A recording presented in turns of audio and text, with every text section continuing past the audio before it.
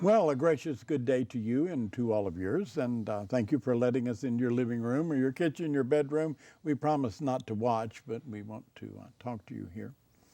The name of the program is Public Affairs, Public Access, and I am Ray Hill, a periodical host of this program. Usually I'm in here talking about criminal justice issues or anti-war on drug issues. You see me on this camera a good bit about a broad range of topics, and some of them are more interesting than others. Tonight we're going to bring you together for a discussion among activists about the idea of a movement and an action to be held sometime next spring to bring an end to mass incarceration. So that you understand what we're talking about, in the last 30 years, we have increased the number of people incarcerated in this country to the degree that the United States has less than 5% of the world's population. We have more than 25% of the prisoners. And that has happened in the last 30 years. A big element of that is the war on drugs.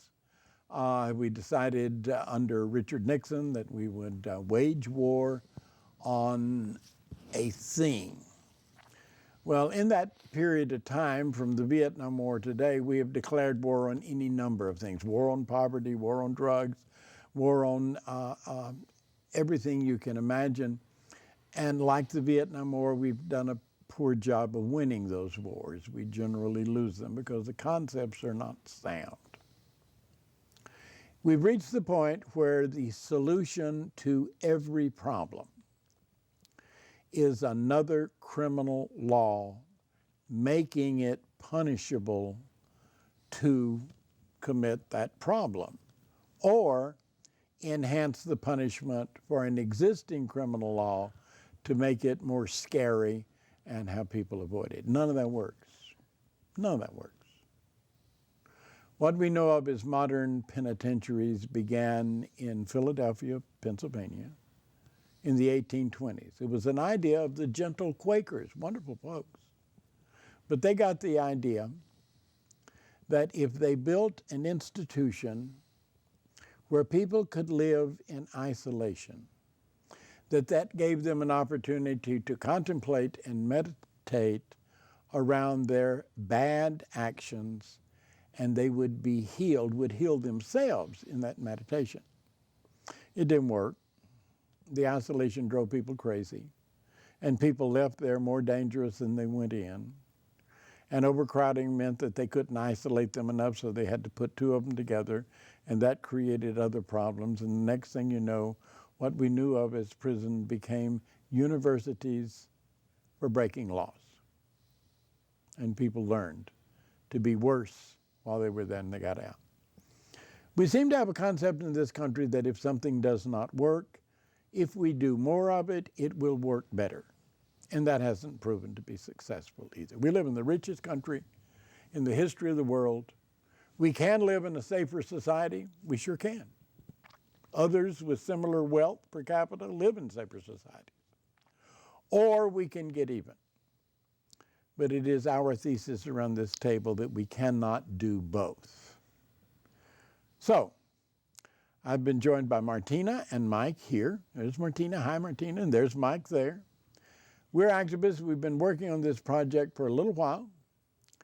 And the idea is to bring people together, to educate the public about what we are doing wrong and what we should do to do better. You got any ideas about that, Mike? Yeah, Ray, I'm glad you asked me. I've thought a lot about that, and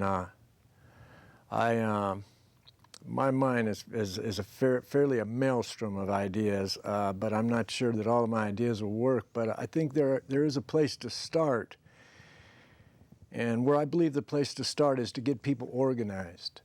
to get people organized into a general movement. And that's why when we first spoke of this, I realized that there's a tremendous groundswell of discontent over this issue in this country. Incarceration doesn't work. And locking up more people is just making the problem worse. Not only do we have universities for criminality, they have too many students and not enough oversight. Like you said, the three of us have been working on this for some months, and we've kind of got a rough outline of what we want to do, and it has to do with holding rallies. And we just completed our first rally, the 5th of this month. And it was fairly successful, and we've got another one planned for the middle of September. What I'd like to talk about is what we can do in the meantime between these rallies to encourage support in the community, in the various communities that we're reaching out to. And this problem affects primarily the war on drugs is a war on poor communities. It's a war on the black community, it's a war on the Hispanic community, and it's a war on the poor white community. And it's gotten to the point where the communities won't stand up for themselves, because when they stand up, they get slapped down. Well, who it affects is the kids, isn't it? Mostly young people in those families, and their parents are so afraid that they're going to have to bail somebody out of jail or support somebody's legal expenses, and the kids are afraid of the police. I mean, the idea of the officer friendly died a long time ago. And so people living in intimidation and fear is not healthy for a community. Martina, who do you think we're looking for? You're right. These people, this community, especially, like Mike say, the Latino, the African American, but I'm talking about Latino side, we're scared. The Latino community is scared. They think because the judge or the court says the son or daughter or whatever has to stay there on the jail for 10 years, for 5 years, they have to accept it. And it's not fair. It's not fair because they have a right. But again, we need to stand up, organize, and do something about it. We can do something about it. We got time.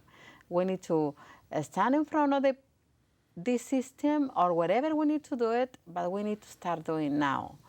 I guess we use moms, theirs, brothers, sisters, uncles, whatever, but standing up and come out and do something, we can change it. And we have a right. We have a human right.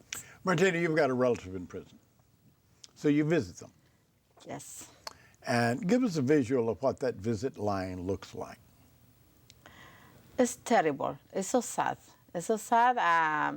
I've been on this movement a long time ago, visiting some friends, visiting some relatives, but now I'm visiting my son.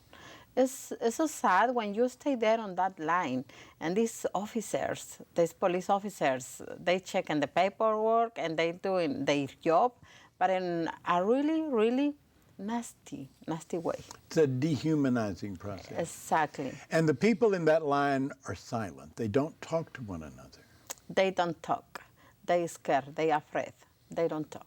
Because you don't know who's in front, you don't know who's behind, you don't know what kind of trouble they're going to have when they get to the head of the line. And I want the audience to visualize that line of mothers clutching the bales of their purses, of brothers and sisters trying to be shushed and kept ruly, children trying to visit their parents. It is a tragic visual. It is a visual that brings tears to your eyes. It is a visual that haunts you after you leave that line and go home. So it's not just who we lock up. It is the people whose lives we destroy, Mike, in the process of locking up people they love. Yeah, I haven't had the experience of standing in those kind of lines, but just listening to both of you talk, my family's been in America for 300 years, I know your family's been here a while too, and I love this country, but I don't love what it's become. I don't love this paradigm of thinking surrounding mass incarceration. This idea that we don't rehabilitate, we punish. You see, I understood a while ago that people who have problems, particularly with drugs, it's not because they're bad people. It's because they're, on a certain level, hopeless people. Because they don't have the opportunities. Because they don't have something in their lives that's easily accessible if society cared about these individuals, usually poor individuals. Prison, incarceration should give them the opportunity to get these things, to get this hope that they could have a normal life where they have children that look up to them and love them and respect them, that they have some nice things in their life, that they don't have to go out and steal in order to have nice things. I look at prison as robbing people of hope that they've already got to start on losing. And it breaks my heart. It breaks my heart, the thinking behind incarceration in this country. And I realize the problem is so large that it's not a governor. It's not a federal set of rules. It's all of it. We have to stand up and make them start thinking in a different direction. And the problem is huge. But if we don't start now, it's just going to get worse. Martina? I'm totally right.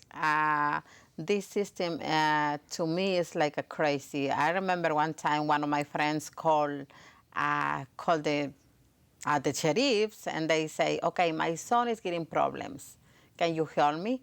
And they say, she was trying to put him on one school, military school or whatever. But the cops told him, no, we can't do anything about it. Let's wait. He needs to be a criminal. He needs to do something wrong. Exactly. So we can get our hooks in. A mother What has happened? no one to call. Exactly. They don't have no help before. Why they wait till those kids, like Mike say, they're not bad persons. There's something wrong with their families. There's something wrong when they're little. But why, if the mothers, fathers call for help, why nobody can help them? Why they had to wait till they do something wrong to lock up for a long time for one little reason? A mother has no one to call until her son or daughter is in jail, Yes. in the hospital, or heaven forbid, the morgue. Then suddenly there's help, but not the kind of help you want. Mike, why would somebody be interested in this movement if they don't have a relative in jail or if they're not former offender? How do people like you come to this movement? Well, I do have a connection. My son suffered from depression, and he got in trouble from the time he was about 14 or 15. I've been through youth court, and I remember I had him in treatment for a couple of years, and finally, when he was 17, he was fooling around with some people he shouldn't have, and a girl called and said that he had taken something from her out of a car when he was playing a joke, and he ended up getting arrested behind it, and 2 days later he hung himself. He was 17. So I have a connection. Yeah. But I realized a couple years before then that there was something wrong with the system. When I was in youth court one time, and he had done something minor at school, and the judge was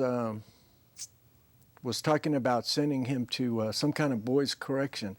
And I stood up. I couldn't take it anymore. I stood up, and I told him, you don't punish a child for catching a cold. He didn't like that. But he ordered a psychological evaluation, and he found out what I already knew and what I've been trying to tell them, that the boy was suffering from depression. Well, that's my point here. People who do drugs, there are a lot of people that were let go during the Reagan administration that need mental help. But there's a whole group of young people and not so young people that can find no hope in this life, can find no way to feel good about themselves without drinking or taking drugs. We need to give them treatment. We don't need to lock them up. That is the last thing we need to do. You spoke about young people. Isn't that treatment expensive? As a matter of fact, it's not, Ray. Drug court, their numbers say that it costs half as much to put somebody through drug court and supervision, and a lot of supervision. It costs $1. They save $1 for every dollar they spend in drug court, as opposed to locking somebody up. And they provide a solution. Now, they figured also money spent to give someone treatment over the cost of savings over and factored in recidivism is $1 to 37. 1 to 37. 1 to 37. The cost of treatment is $1. The cost of incarceration, including recidivism, is 37. That's right. That's right. It's an amazing number. In Texas, 70% of people who go to prison the first time will be back again. 80% of the people who go to prison the second time will be back for a third trip. Anyone who goes to prison for the third time in Texas will probably spend most of their adult lives, their productive years, in a prison. Doing that is a waste to the rest of us. Doing time in prison means that that person's skills, their talents, their abilities are unavailable to help a world that needs and deserves it. Across the bottom of your screen, you see a telephone number. That is the telephone number to this studio. We will be taking calls on today's program. 713-807-1794. Now, we are all involved in a movement called the End of Mass Incarceration. I'm involved too. They give me a little different title because I'm hosting the show, but I'm involved in it. I got up to my neck in it. We are not the smartest people in the world, and we're not the only people with ideas. If you have any ideas of what we as a society collectively can do to help bring people's attention, educate people about the importance of a movement to end mass incarceration, if you want to enlist, if you want to share those ideas with us, give us a call at the number that'll be across the bottom of your screen in just a few minutes. Give us a call and join the conversation. I'm Ray Hill. My guests are Mike Allen and Martina Grifaldo. See, I didn't do too bad. No, you're doing great. This is an issue. And Maria, why don't you invite some folks to join us in Spanish? Por favor, únanse, llamen, ahorita el número telefónico va a estar en sus pantallas. No somos las personas más inteligentes en este mundo, pero sí somos las personas que queremos que cambien y que no tengan tanta gente encerrada por razones tan pequeñas. Vamos a estar tomando llamadas en el estudio y aquí esperamos su llamada en español también. 713-807-1794. So, Mike, rallies. What's the importance of rallies? Well, Ray, I have a lot of faith in people, in things I can see. And I have a lot of faith in groups of people. I'm a paralegal, and I was in administration in the Navy, and maybe I have a prejudice because of that, but I don't have much faith in stacks of paper. So I believe that by getting large groups of people, and you and I have talked about this, by putting a large number of people in Washington, D.C. in the spring, March, maybe April, in the spring of 2014, that we can make an impression more than all the paper we send to the legislators, more than all the petitions we put out there, more than all the perfectly worded sets of demands we can present them with. So what I believe I believe we need rallies to encourage support, to encourage participation, and to encourage enthusiasm for this. We have to. It's There's a great quote by Malcolm X. He said, "I don't care what white people think about black people." He says, "I care about what black people think about black people." What I think these rallies are to me, it's a way of empowering people to believe that we can do something about this problem. Martina, you're in the line with those folks that are visiting their sons and their families. Yes. Would going to a rally encourage them, give them some sense of not being as isolated? Well, the first thing they need to know, they're not by themselves. They're not alone. There's somebody else care about this issue. This is a community problem. This is not my problem. This is not your problem. This is not my problem. This is community problem. And we really need to change this. And I will talk to the many people I can. I will do my best to bring those people out and to participate. They need to know we can change this, and they need to know if we do something right now, we can be ready for the spring, next spring, and go to the Washington, and let's make it. Here's the theory. I talked to a fellow from the American Law Institute. You don't hear that. That doesn't roll off the tongue as often as like the American Bar Association, which is an organization for practicing lawyers. The American Law Institute is kind of the bar association for law professors. They did something unusual in the early 60s. Someone had noticed, including the Bar Association and the American Law Institute, had noticed that state criminal laws were in chaos. It was a chaotic state. A lawyer couldn't practice law in one state, cross the state line, and practice law in an adjoining state because he had to completely learn another penal code. So the solution to the problem, the law professor said, is get together, get a bunch of graduate students and college professors together, and rewrite the penal code.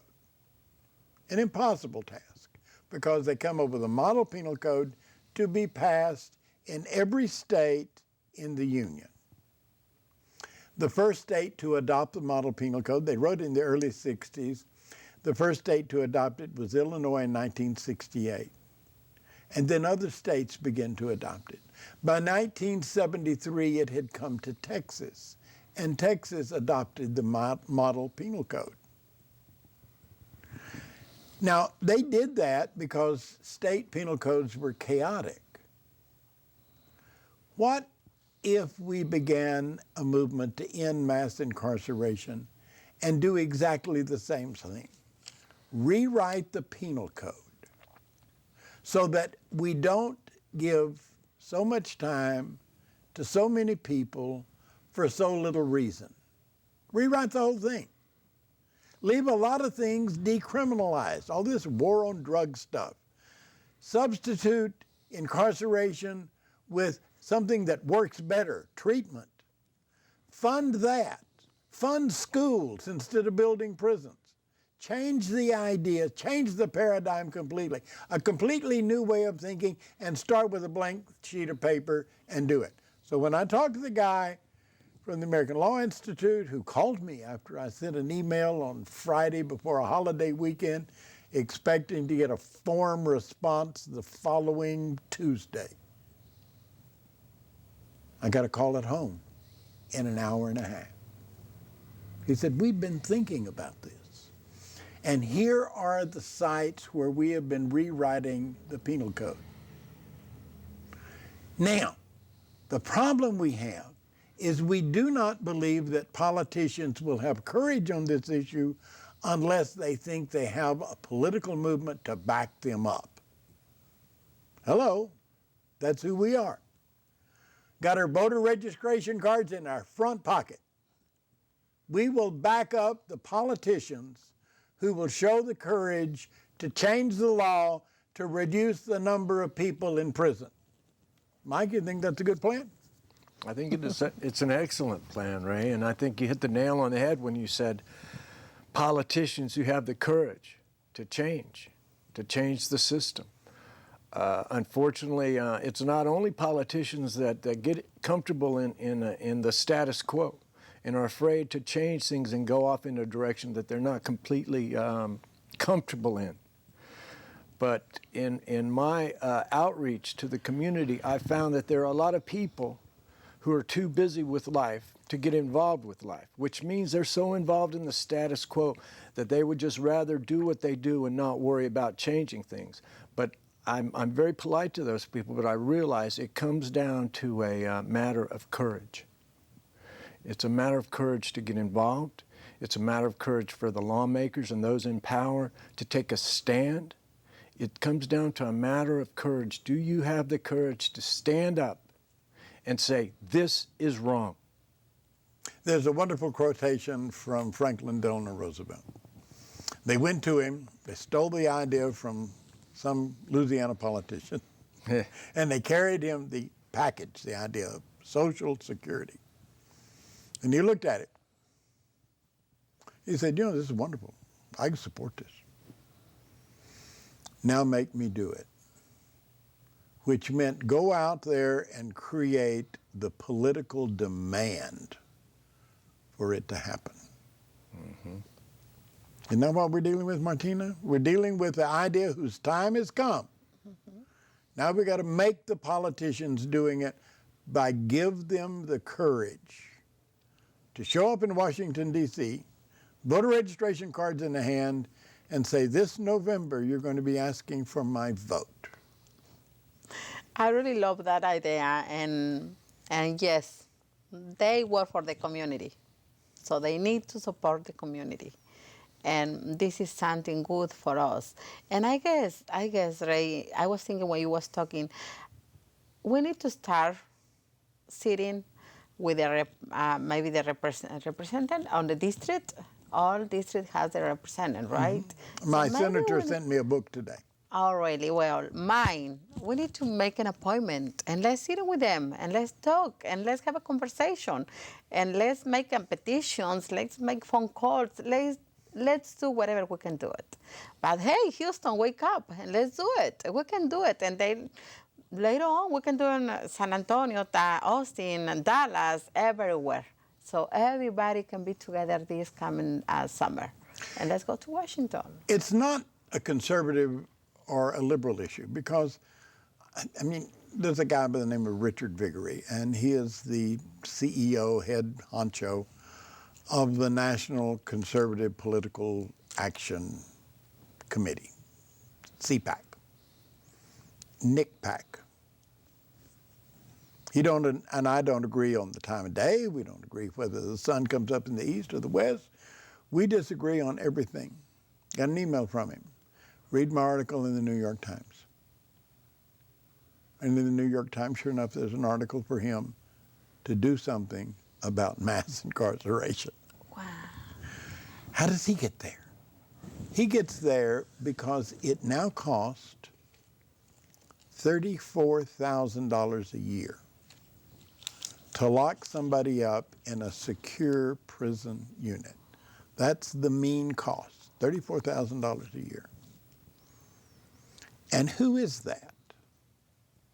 We're spending $34,000 a year to lock somebody up, the vast majority of which have not earned $10,000 in a single year of their life.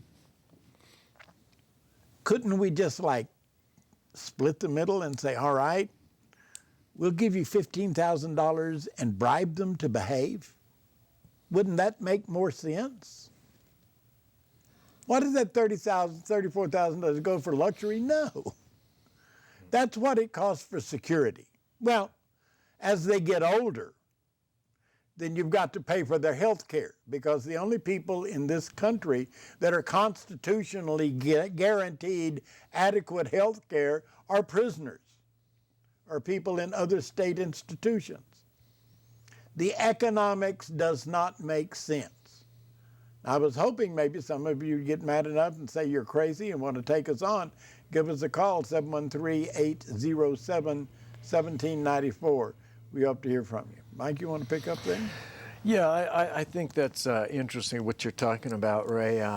about the cost of incarcerating an individual. And I've been reading things lately that tell me that there's been a decrease in the percentages of people being incarcerated. And I realize that's true, but statistics can be manipulated. And the truth of the matter is that prisons, federal and state, are overcrowded. The federal prisons, I have a friend of mine whose daughter went astray of the law and recently was incarcerated in a federal penitentiary. I have direct knowledge that they have people sleeping on the floors in the day rooms. Mm-hmm. The That's prisons the first available space they use, by the way. Right. Well, the prisons are overcrowded. There's a decrease in the number of people being incarcerated because they don't have the room. California is going through a crisis situation right now because they have been federally mandated to decrease their prison population because they're so overcrowded. Well, that's all fine and good, but what's going to happen, I'm afraid, is they're going to start building more prisons to take the burden off of this overcrowding. And once they have the room, what was that movie? Build it and they will come. Well, what about the idea of locking people up for private corporate profits? I mean, isn't that an issue? Well, actually, Ray, and the sad truth is that it's not only the private prisons that are making money off of legalized slave labor. State penitentiaries are also in the products market, and they're paying people in good time, and they're paying them I don't want to say minimum wage, far below minimum wage. It's a quarter. To build products that are being sold on the open market. And compete with American workers. That's right. Who need to earn a living. It is not just private prisons. If you look into it, the state prisons are also competing. Unions ought to be all over that. They should. You know, it's crazy. They are slaves. They are. Yeah. They haven't, because they had to pick up their own food. I mean, they got everything.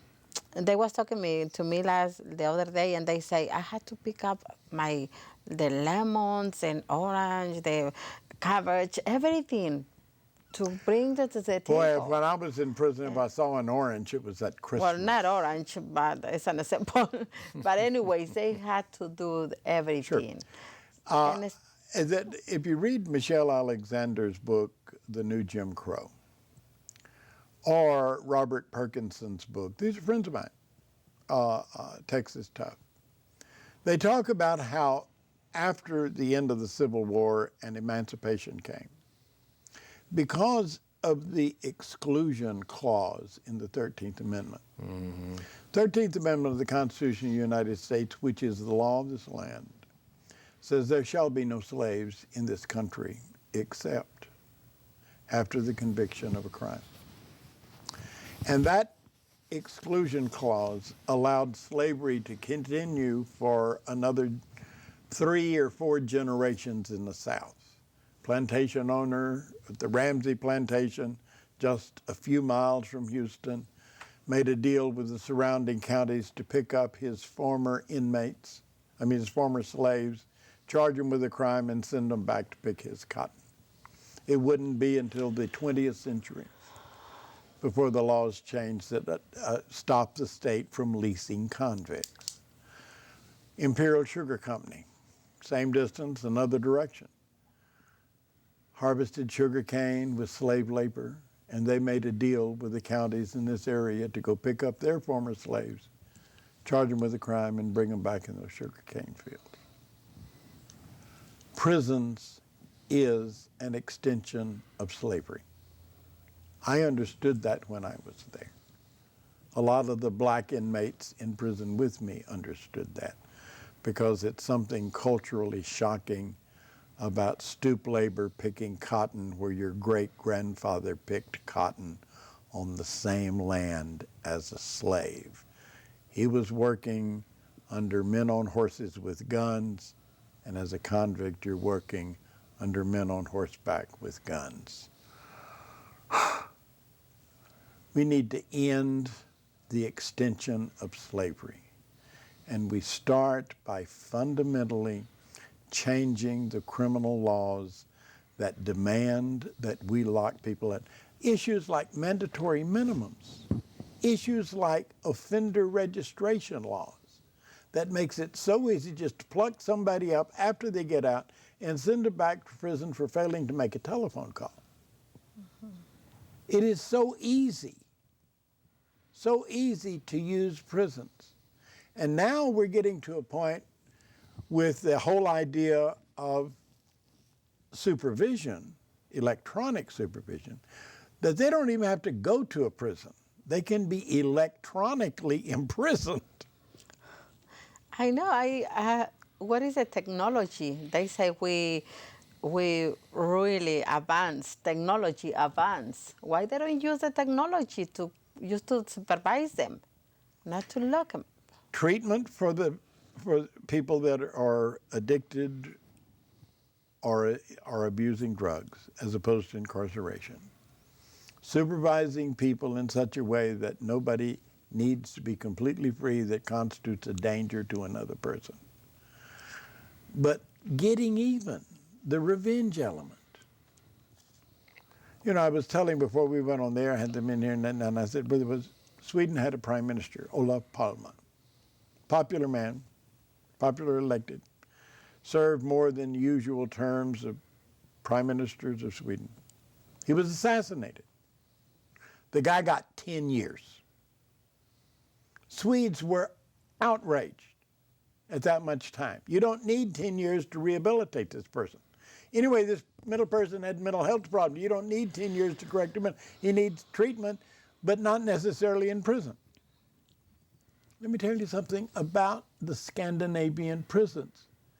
They look like there's no security there at all.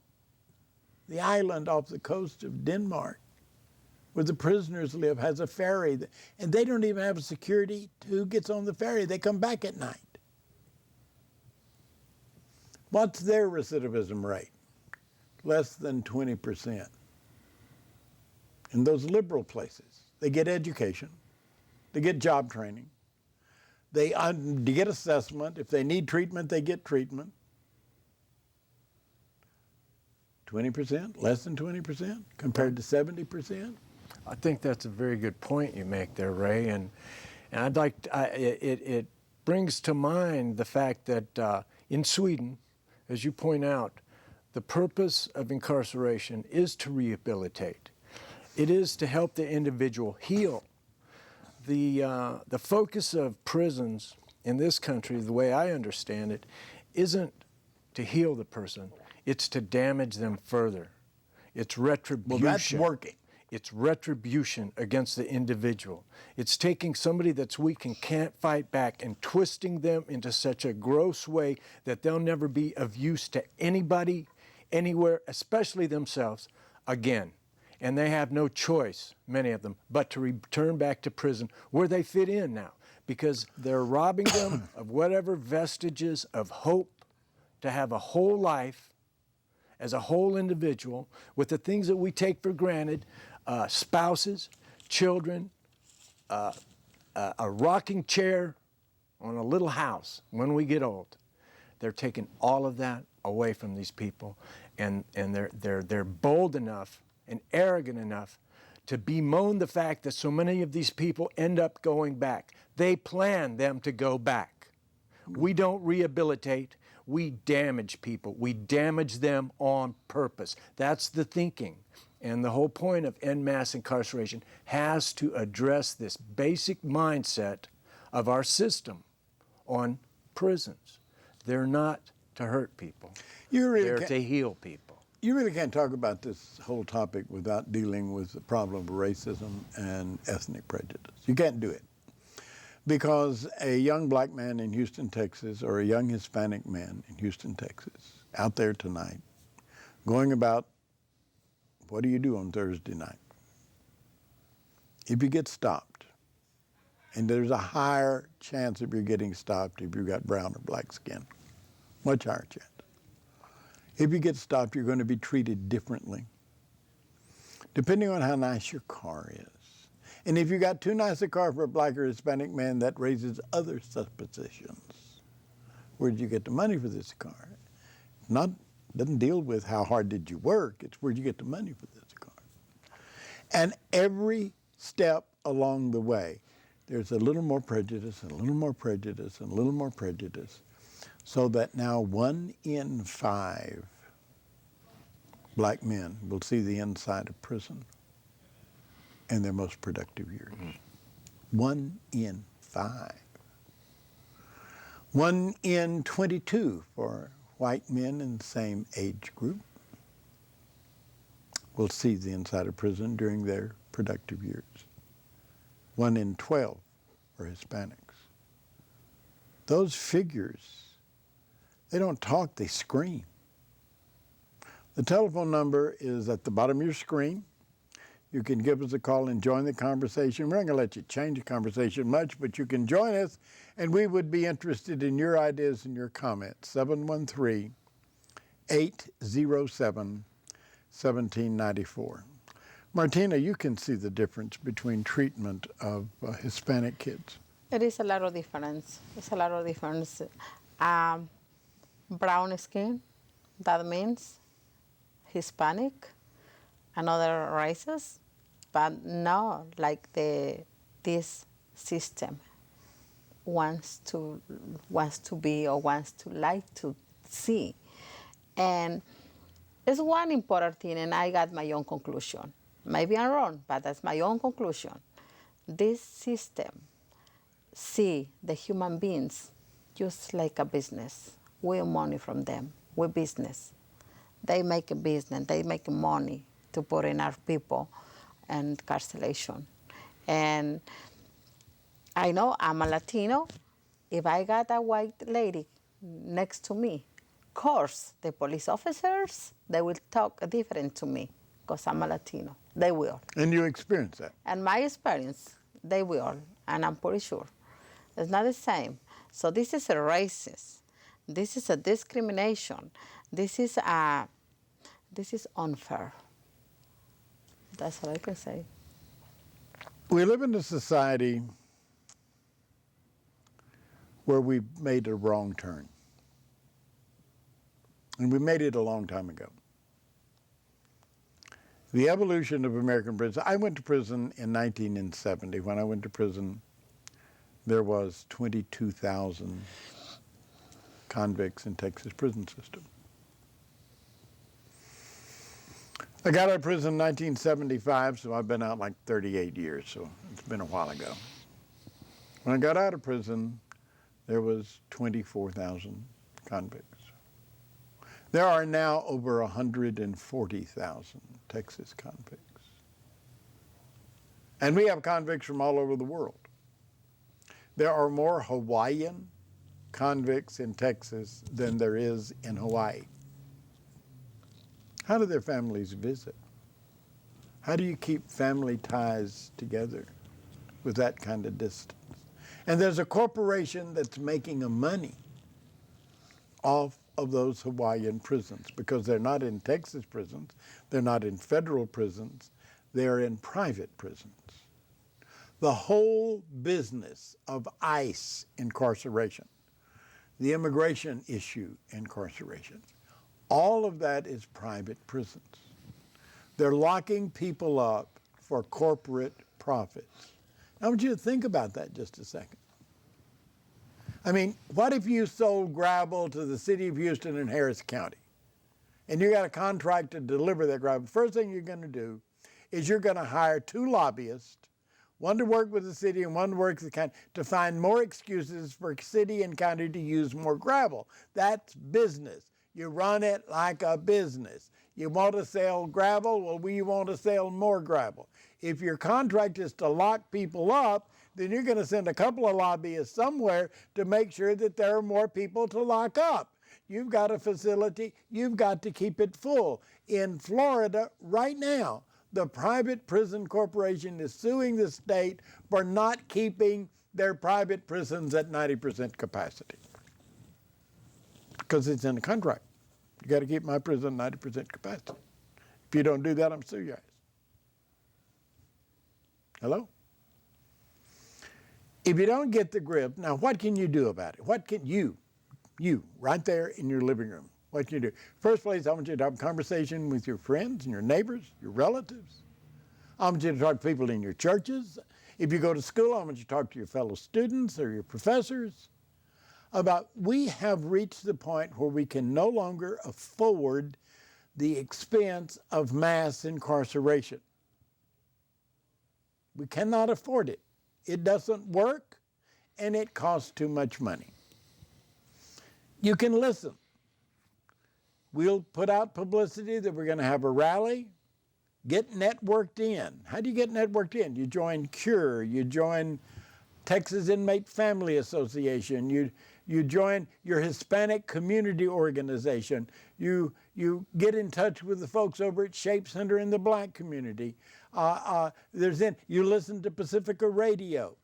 You watch more HMS stuff, Houston Media Source, like this program right here. If you want to talk to one of us, I'm listed. Just go telephone. Look for Ray Hill. You'll recognize my number and say, oh, yeah, that's the right number for that guy. It's easy to do. Mike and I go to recovery meetings.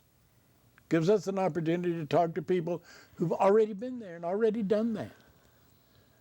And now they're struggling on their own to perfect their lives from what it used to be, but they got to carry the rock of that record. Martina's activities in Hispanic community groups. You got a rally coming up? We will have a rally this coming Friday, the 17th at 12 o'clock at noon in front of the federal building. Please come out and let them join us. Which federal building? It's on Smith, 100 Smith. Okay. On They got a lot of building. construction around there. Yes, it's going to be on the front, on Okay. the very front, and the sidewalk on the front, across the street. Sure. Not on the very front because we can't, because of construction. Tell them in Spanish. Vamos a tener un rally este 17 de julio a las 12 del día en frente del edificio federal. Tenemos que parar todo esto. La militarización del puente también. Todo esto está conectado con la encarcelación masiva y tenemos que pararlo. Salgan, vengan a la organización Alianza Mexicana o Houston Unido. Muchas organizaciones vamos a estar dando información acerca de esto, pero tenemos que parar la encarcelación masiva ahora. And that mass incarceration specifically deals with some immigration issues. Pay attention. That's what it works. Mike, what you got cooking? I'm drawing a blank here, Ray, but I just want to harp. I heard you refer to the fact that I recovered at some point, and I don't have dependency issues anymore. At one point I did drink too much, and I had other dependency issues, and now as a matter of as a result of therapy and the program I worked, I don't have that. But what's happened to me, and I've come to realize the importance of it for other people, but what's happened to me is I have found hope in my life to lead a meaningful life, to lead a life with a sense of direction and purpose. And I realized for many years before I went through this therapy and this program, I had no hope. I had no sense of direction. And I can identify with all these people I know, and I know these people, and a lot of these people, friends of mine, have been in and out of prisons, and they suffer from the same problem. And it's why they used, and it's why they ended up doing bonehead things and ending up locked up for years at a time behind this addiction. But this addiction was so that they could feel some kind of comfort about the fact that they had no hope. And I just want to hammer on this point that treatment works, incarceration doesn't. And a benefit of this treatment for society is that we don't also get happy, whole, healthy individuals. We get dollars. We get tax dollars from these people going out and working at full-paying jobs and paying taxes and helping. In my perfect world, They take about half of the people out of the penitentiary. They give them treatment and let them go to work and repair their lives. They restore their right to vote. They restore their right to go out and go hunting if that's what they choose to do. They restore all rights, full rights. They let them pursue whatever they want to pursue and be happy and whole and pay taxes. The other half of the people, they're offered mental health treatment if they need it. They're offered post-secondary courses so that we can introduce them to this element of hope. There's hope after prison. You're not branded with a big C on your forehead that keeps you from being able to get in 90% of the doors you want to get in. That's what you know, I want to go back. I think the Swedes have the right idea. Rehabilitate. Don't punish these people. They've probably been punished enough at the point they get to prison. That was beautifully put, Mike and Martina. I would not be here. And I got out of prison. I had this prison number tattooed across my forehead and other things on other part of my body in case they somehow got separated that identified me for what I was. And I was absolutely convinced I was going to be nobody for the rest of my life. You live in Houston, Texas, you hear my voice all the time. I do radio, do television. You hear me on the news, usually standing up to cops and getting arrested because they're pushing other people around. And I'm winning those suits. Carried a file to a lawyer today. You don't have to be nobody unless you're willing to accept that role. And you don't have to accept that role.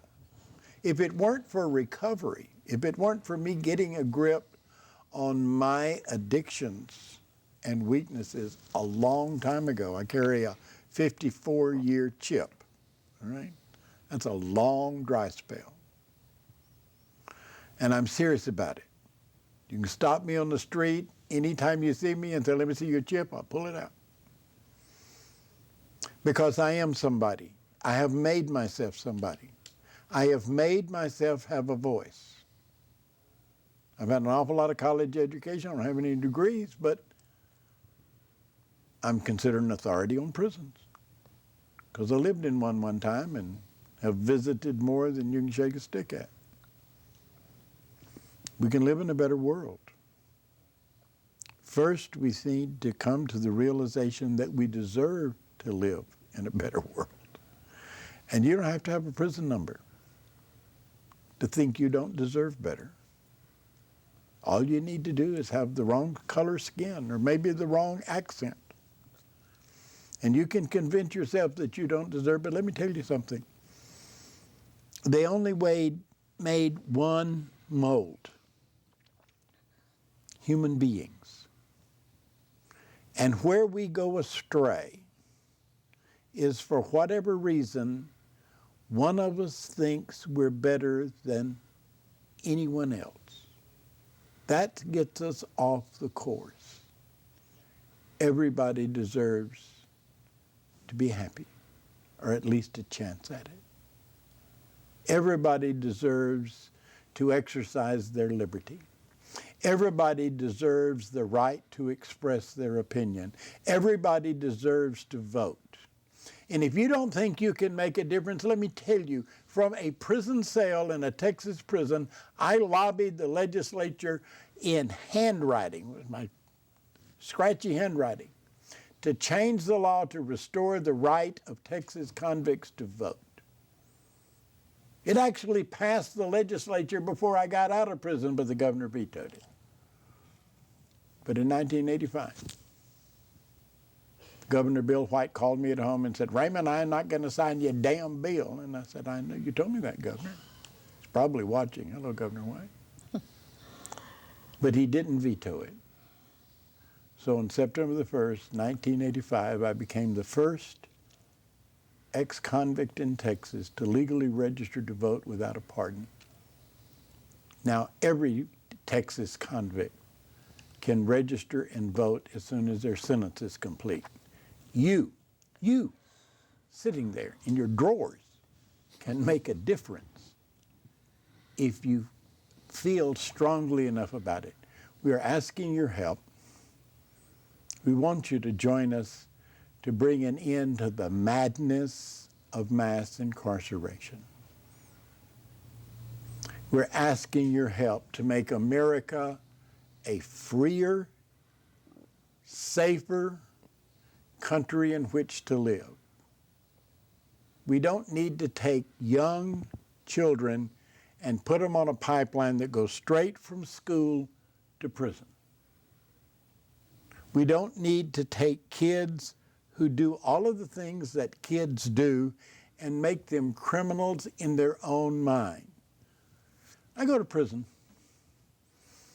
give recovery speeches, get a chance to ask a few questions. How many of you guys were told by your mothers before you were 15 years old that you were headed for prison? A whole bunch of people raised their hand. How many were told that before you were 10 years old? Fewer, but several raised their hand. How are you treating your kids? Are you preparing them mentally to go to prison? Stop doing that. The world changes first within, and then you can worry about the rest of it. It's not a religious message. It's a very secular message. Change your thinking about your kids' future. Martina, I love you. Thank you for coming. Thank you, Ray. Gracias, Ray. Gracias, Mike. A ustedes, por favor, tenemos derechos. Hagamos respetar nuestros derechos. No somos más, no somos menos. Y si nosotros no exigimos nuestros derechos, no nos los van a dar. Es hora de levantarse y de decir que no es justo que nuestros hijos, que nuestros jóvenes estén saliendo derecho de la escuela a la cárcel. Démosle un mensaje diferente y nosotros podemos cambiarlo. Pero levántense y háganlo ya. Es tiempo. Thank you, Mike. Thank you, Ray. I appreciate you having me here. And I'd like to leave your viewers with one thought, something I was thinking about earlier today. I don't know if what we're doing here is going to make a big difference, but I know this. At the end of my life, when I face the Master and I'm held accountable for my failures, I'll be able to look him in the eye and say, I tried. Thank you. Thank you for watching. We'll be back at another time. I'm on the air here at HMS on hmsnetradio.org every Wednesday afternoon at 2 p.m. Thank you for listening. Have a good week.